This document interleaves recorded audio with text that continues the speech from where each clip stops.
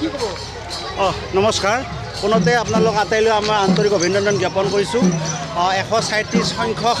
186 number খলিয়াগুৰি প্ৰাথমিক বিদ্যালয়ৰ বাৰ্ষিক অধিৱেশন এই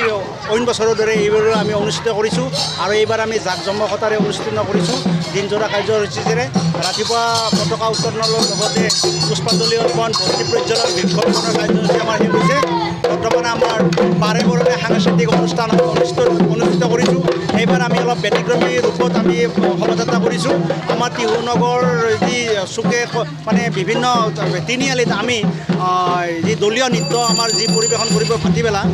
আমি দলীয় নৃত্যৰ আধা অংশ আমি পৰিৱেশন কৰিছোঁ আৰু লগতে আমাৰ 3 বজাত মুকলি অধিৱেশন আছে মুকলি অধিৱেশনত আমি আমাৰ স্থানীয় বিধায়ক তথা মন্ত্ৰী সন্মানীয় ৰঞ্জিত কুমাৰ ডাঙৰীয়াৰ লগতে টিহু পৌৰপতি সন্মানীয় হিমানী মজুমদাৰ বাইদেউ লগতে পৌৰপতি ডক্টৰ সুৰজিৎ বৰ্মন বাইদেউ আমাৰ স্থানীয় ব্যক্তি আপোনালোকে আটাই চিনি পায় হিমান্ত শেখৰকো আমি বিদ্যালয়ৰ আবেলি নিমন্ত্ৰণ কৰিছোঁ আৰু বঁটা বিতৰণী অনুষ্ঠানৰ পিছত আমাৰ বাৰে বৰণীয়া সাংস্কৃতিক অনুষ্ঠানো পৰিৱেশন কৰা হ'ব ইয়াত আমাৰ বিভিন্ন এই অঞ্চলক আমি নিমন্ত্ৰণ কৰিছোঁ সকলোৱে আহিব খুব ভাল লাগিব আৰু এইখিনিয়ে কৈ মোৰ এই বক্তব্যটো সামৰণি মাৰিছোঁ ধন্যবাদ।